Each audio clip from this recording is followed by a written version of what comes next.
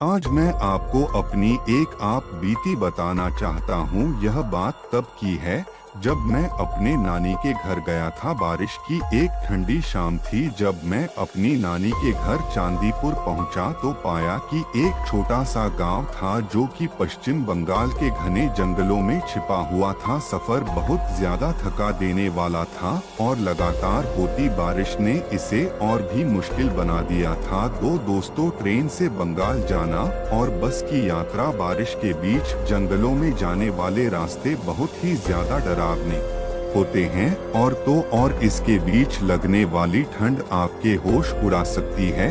एक बात और वैसे भी बंगाल का काला जादू और भूत प्रेत की कहानियों से लोग बड़ा डरते हैं। पर मैं क्या करता, मेरी तो माँ का घर था। खैर मैं जैसे तैसे अपनी पूरी थकान लिए पहुँचा। पर मेरी नानी का प्यार मुस्कान के साथ वो इंतजार, उनके हाथों का बना खाना मेरी सारी की सारी थकान मिटाने के लिए काफी था। नानी का घर एक पुराना बड़ा सा बंगला था जिसे अंग्रेजों के जमाने में बनाया गया था। दीवारों पर पुराने जमाने की तस्वीरें टंगी थी और लकड़ी के फर्श पर चलते ही चर चर की आवाज होती थी।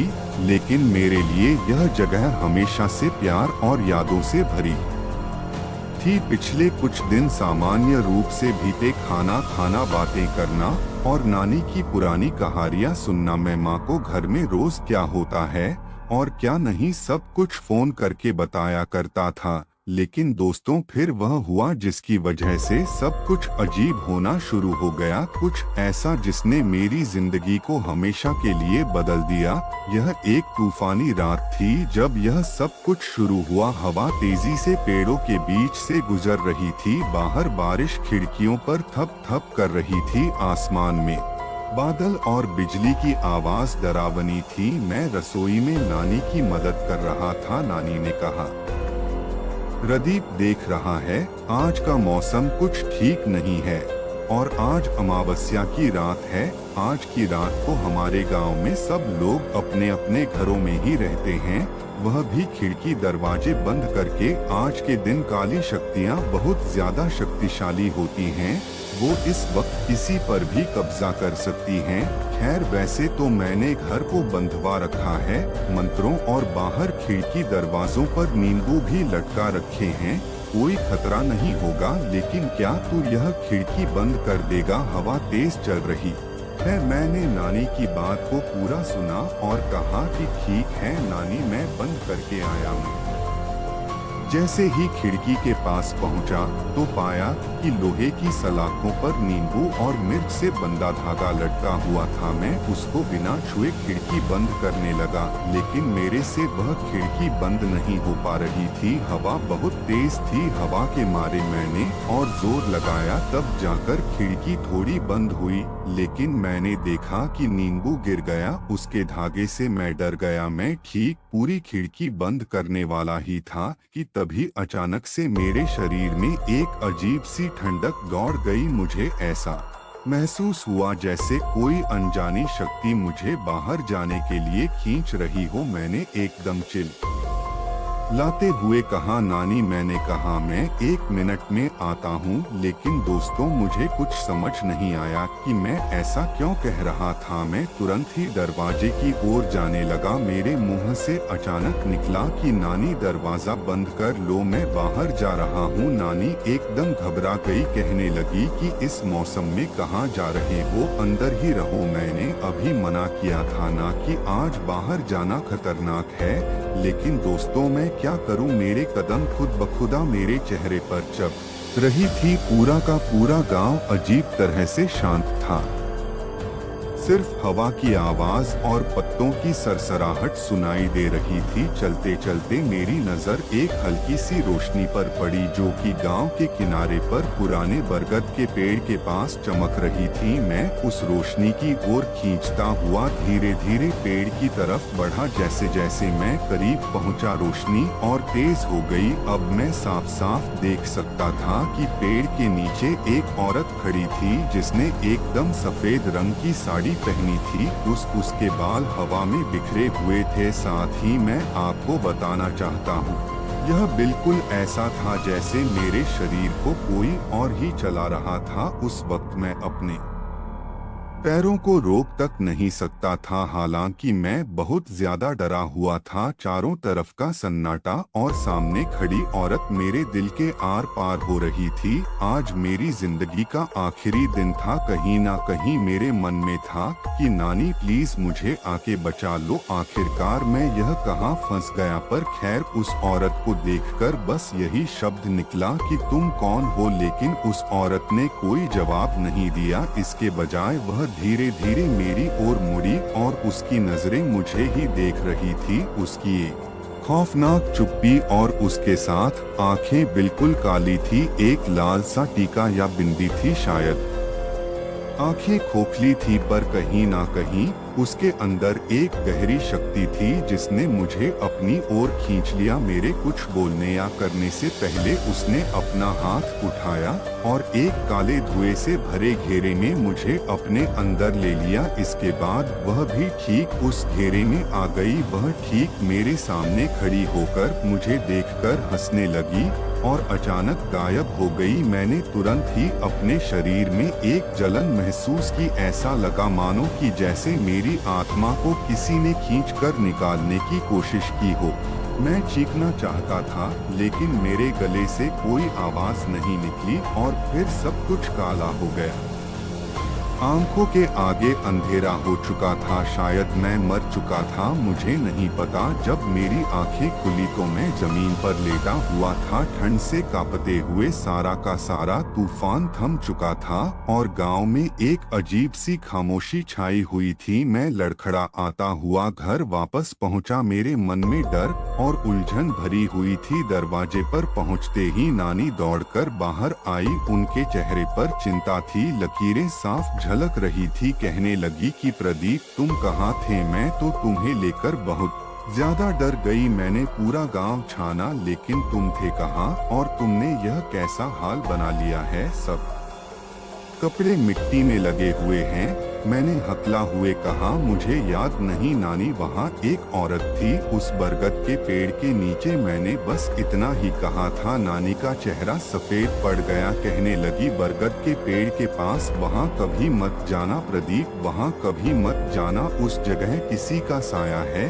क्यों चले गए तुम उधर, अब मत जाना। मैंने पूछा क्या मतलब नानी, मेरे मन में एक डर की लहर दौड़ गई। नानी ने गहरी सांसें ली और मुझे अंदर ले गई। हम दोनों चुपचाप बैठ गए। इसके बाद नानी ने मुझे एक कहानी सुनाई, एक ऐसी कहानी जो चांदीपुर में पीढ़ियों से सुनी और सुनाई जाती रही है। दोस्तों, कई साल पहले चांदीपुर में एक रुक्मणी नाम की जवान लड़की रहती थी। वह देखने में बहुत ही सुंदर थी। उसके लंबे काले बाल और आंखों में सितारों जैसी चमक थी, लेकिन उसकी सुंदरता ही उसका शराब बन गई। एक अमीर जमींदार माखन दस जो पास के गांव से था, वह बहुत ही ज्यादा नीच और पकड़ किस्म का आदमी था। बस वह दूसरी औरतों के चक्कर में पड़ा रहता था। वह ज्यादातर सबको अपना बनाकर छोड़ देता था। सच कहूँ तो बहुत ही दुष्ट किस्म का इंसान था। एक दिन उसने रुक्मिणी को पानी ले जाते हुए देखा।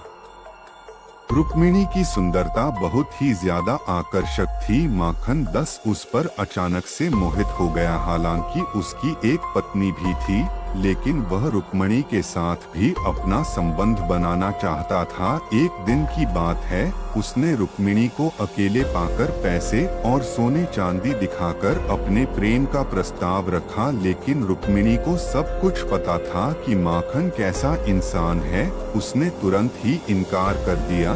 लेकिन माखन को बहुत गुस्सा आया। वह बदले की आग में जलने लगा। रुक्मिणी वह पहली औरत थी जिसने उसे मना किया था। सोचने लगा कि आखिर कैसे वह लड़की मुझे मना कर सकती है। माखन ने एक तांत्रिक की मदद से उस पर काला जादू करवाया। वह ठीक उसे अपने वश में करके उसे शमशान घाट ले गया। वहां उसने तांत्रिक के साथ मिलकर रुक्मिणी को एक राख के घेरे में छोड़कर भाग आया। उसने गांव वालों को यह कहा कि यह एक डायन है, जाओ सब के सब देख कर आओ कि वह क्या कर रही है। जब सभी गांव वाले वहां पहुंचे तो रुक्मिणी को ऐसा देखकर सबके सब हैरान हो गए। उसी वक्त तांत्रिक ने अपना वशीकरण रोक दिया। सबको यही लगा कि वह सच में एक डायन है। गांव वाले अंधविश्वास और डर के कारण रुक्मिणी के खिलाफ हो गए। सब के सब उसी रात उसे खींचकर बरगद के पेड़ के पास ले आए। सबने उसे बुरी आत्माओं को बुलाने और काला जादू करने की सजा दी। सब के सब उसे खींचकर बरगद के पेड़ के पास ले आए। सबने उस पर बुरी आत्माओं को बुलाने और काला जादू करने के लिए सजा देने का फैसला कर लिया। रुक्मिणी बोलती रही, कहने लगी, अम्मा के चेहरी दीना अम्मी निर्दोष, लेकिन बावजूद इसके उसकी बात किसी ने नहीं सुनी। एक लड़की जिसे जमीन पर रगड़ हुए ले जाया जा रहा हो, सोचो कितना डरा हो सकता है। उसकी आत्मा कितनी दुखी होगी उस टाइम सोचना भी मुश्किल है, लेकिन उसे उस वक्त भुगतना पड़ रहा था। साथ ही दूर खड़ा माखन दास बहुत खुश था। गांव के लोगों ने रुक्मिणी को उस पेड़ से बांध दिया। कुछ देर गाली गलौज करने के बाद सबने मिलकर उसे जला दिया। आग लगने के बाद रुक्मिणी ने गांव वालों को श्राप दिया कि उसकी आत्मा वापस आएगी और उन सभी से बदला लेगी जिन्होंने उसके साथ यह पाप किया है। दोस्तों, मानो सब कुछ जैसे शांत हो गया। सब के सब उसे जलाकर अपने अपने घर चले गए। लेकिन कुछ ही समय बाद लोगों की फसलें सूखने लगी, केवल उन लोगों की जिन्होंने इसका में साथ दिया था। गांव में कई लोगों ने उसे शांत करने के लिए कई पूजा पाठ और बलि भी दी, लेकिन कुछ काम नहीं आया। धीरे धीरे एक दो लोग तो गांव छोड़कर चले गए, लेकिन कुछ परिवार पीछे रह गए, जिसमें से एक मेरी नानी का परिवार भी था। सालों साल उसकी आत्मा को बुला दिया गया, लेकिन बरगद का पेड़ आज भी डर और खौफ का प्रतीक बना हुआ था। कोई भी खासकर रात में उस पेड़ के पास जाने की हिम्मत नहीं करता था। दोस्तों, इस कहानी को सुनने के बाद मुझे मेरे सीने में एक ठंड का एहसास हुआ। मैंने नानी से कहा, नानी मुझे ऐसा लगता है कि वह वापस आ गई, वह मेरे अंदर है। नानी ने मुझे चिंता और डर भरी नजरों से देखा, कहने लगी कि प्रदीप ये क्या बोल रहा है, ऐसा क्या हुआ, तू डर मत, मैं तेरे साथ हूँ, तेरी नानी तुझे बचाएगी, चल जल्दी उठ, हमें मदद लेनी होगी। नानी भागते हुए मुझे गांव के ऊपर वाली पहाड़ी पर ले गई, जहां एक दुर्गा माँ का मंदिर था। दोस्तों, आप यकीन नहीं करोगे, मेरी नानी मुझे इतनी तेजी से ले गई, आप सोच भी नहीं सकते। उनके बूढ़े पैरों में इतनी जान कहाँ से आई होगी। खैर, पंडित जी मंदिर में सो रहे थे। हम अंदर जाने वाले ही थे कि नानी अंदर पहुंच गई, लेकिन मैं मंदिर के गेट से अंदर नहीं जा पा रहा था। मेरे मन में बस यही था कि माँ बचा लो मुझे, दुर्गा माँ बचा लो। मेरे शरीर में एक अजीब सी जलन मच रही थी, और जब नानी ने पंडित जी को बताया तो पंडित जी भी डर गए। पंडित जी ने कहा कि समय इतना ज्यादा हो गया, अब तो मैं अगर पूजा भी करूं तो नहीं मालूम उसका असर होगा या नहीं, बस मैं एक कोशिश कर सकता हूं, तब तक तुम घर जाओ, अपना ध्यान रखो। पंडित जी ने एक रक्षा सूत्र दिया, जो कि उन्होंने नानी के हाथों पर बांधा, मेरे हाथों पर नहीं। शायद यह इसीलिए था ताकि नानी मुझसे सुरक्षित रहे। बस मेरे सर पर एक विभूति का टीका लगाया था। दोस्तों, अगले कुछ दिनों में मैंने अपने अंदर कुछ अजीब से बदलाव महसूस किए, जो कि धीरे धीरे बुरे सपनों के साथ शुरू हुआ। बस एक बात थी, एक अजीब सी जलन मुझे हर वक्त होने लगी थी, जैसे मुझे कोई धीमी आग में भून रहा हो। कई बार तो मुझे ऐसे डराने सपने आते जिसमें मैं रुक्मिणी को देखता, मन में एक अजीब सी तस्वीर बनने लगती। हर तरफ मुझे जला हुआ महसूस होता था। मैं हर रोज उसको और अपने शरीर को राख होते हुए देख रहा था। शायद आपको यकीन आया या ना आए, कई बार जब भी मैं सपने सपने से एकदम से उठता तो मुझे अजीब से मांस की बदबू आती जो कि पूरे कमरे में फैली हुई होती थी। लेकिन दोस्तों, यह सिर्फ सपने नहीं थे। कई बार तो मुझे अपने शरीर में उसके होने का एहसास होता था। वो एक अजीब सी शक्ति थी, एकदम दम घोटने वाली शक्ति जो कि मेरे विचारों और हरकतों को काबू में लेने की कोशिश करती थी। मैं खुद को नानी की तरफ ठंडी खाली आंखों से घूरते हुए पाता था। मेरे मन में एक हिंसक इच्छा होती थी कि मैं उन्हें चोट पहुंचाऊं। धीरे धीरे अजीब सी आवाजें शुरू हो गई। वह मेरे कान में फुसफुसाना लगी, मुझसे कहने लगी कि मैं हार मान लूं और उसे पूरी तरह से काबू करने दूं। दोस्तों, मैं उससे लड़ने की कोशिश करता था, लेकिन मैं जितना संघर्ष करता वह धीरे धीरे उतनी ही मजबूत होती जाती। एक रात की बात है, मैं अचानक जाग उठा और अपने आप को आईने के सामने खड़ा पाया। मैंने देखा कि मेरी परछाई बहुत अलग और डरावनी लग रही थी। मेरी आंखें काली हो चुकी थी, इंसानियत का कहीं भी कोई निशान नहीं था। सच कहूं तो रुक्मणी की आवाज मेरे दिमाग में गूंजने लगी थी। ऐसा लगता था मानो कि जैसे वह मुझे धमकी दे रही हो, शायद कुछ कहने की कोशिश कर रही हो, जैसे कि उन्होंने मुझे जलाया प्रदीप, उन्होंने मुझसे मेरा सब कुछ छीन लिया और अब मैं उनसे बदला लेना चाहती हूँ। दोस्तों, मैं चीखना चाहता था, लेकिन मेरी आवाज मेरी नहीं थी। मैं बस इतना ही कह पाता कि मुझे छोड़ दो, मेरी क्या गलती है इन सब के बीच। आप प्लीज मुझे माफ कर दो, रुक्मणी दीदी मुझे माफ कर दो। दोस्तों, मेरा इतना कहने के बाद भी मैंने पाया कि मैं अपने आप रसोई घर से उठा रहा था। मैं जानता था कि वह क्या करना चाह रही थी। वह मुझसे नानी को मारने की कोशिश करवा रही थी। मैं अपने मन ही मन में चीखा, नहीं रुक जाऊं, लेकिन उस रुक्मणी की हंसी ने मेरी चीख को खत्म कर दिया। मैं धीरे धीरे नानी के कमरे की और बढ़ा, चाकू चांदनी में चमक रहा था। नानी गहरी नींद में थी। वह अनजान थी इस बात से कि अब उनके ऊपर क्या कहर टूटने वाला था। लेकिन जैसे ही मैंने चाकू उठाया, नानी की आंखें खुल गई। वह तुरंत ही सब कुछ समझ गई। उनके चेहरे पर डर और निराशा की छाया उभर गई थी। नानी ने कहा, रुक्मिणी छोड़ दो मेरे प्रदीप को, वह तुम्हारा दुश्मन नहीं है और ना ही मैं। क्या तुम सब कुछ भूल गई? मैं तुम्हारे साथ खेला करती थी, क्या भूल गई तुम सब कुछ? मेरा नाम वृंदा है और मैं तुम्हारी सहेली हूँ। मैं सब जानती हूँ। तुम्हारे साथ बहुत गलत हुआ, लेकिन अब तो तुम गलत मत करो। दोस्तों, नानी की आवाज में कुछ ऐसा था जिसने रुक्मिणी को एक पल के लिए रोक दिया। अचानक मेरे हाथ से चाकू गिर गया। मैं चुपचाप घुटनों के ऊपर बैठ गया। मेरी आंखों से आंसू बहने लगे। मैंने नानी से कहा, नानी मुझे माफ कर दो, मैं खुद को रोक नहीं पा रहा हूँ। नानी ने धीरे से मेरे सर पर हाथ रखा और कहा कि मैं तुम्हें कुछ नहीं होने दूंगी प्रदीप, मैं तुम्हें बचाऊंगी। गांव से बड़े बाबा को बुलाया। वह एक जाने माने तांत्रिक थे जिन्होंने कई आत्मा को शांत किया था। बाबा जैसे ही हमारे घर पर आए तो देखते ही समझ गए कि स्थिति कितनी गंभीर है।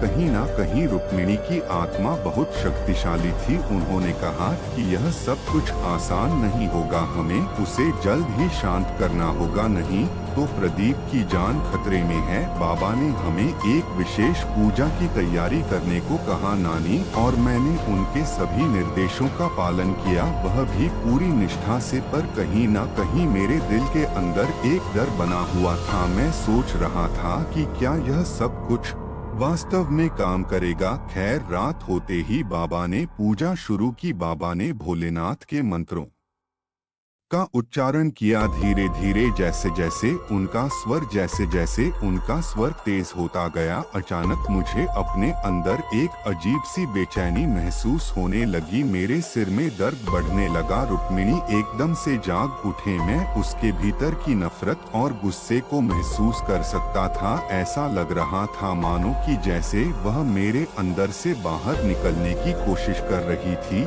मेरे अंदर से आवाज निकली कि तुम मुझे रोक नहीं सकते बाबा, लेकिन वह आवाज मेरी नहीं थी। कहने लगी कि मुझे बदला चाहिए, क्या गलती थी मेरी जो आज मैं इस हालत में हूँ। बाबा ने कहा तेरे साथ बहुत गलत हुआ। तू एक पुण्य आत्मा है, लेकिन तू किसी और के शरीर में कब्जा कर बैठी है। वो इंसान यह नहीं है।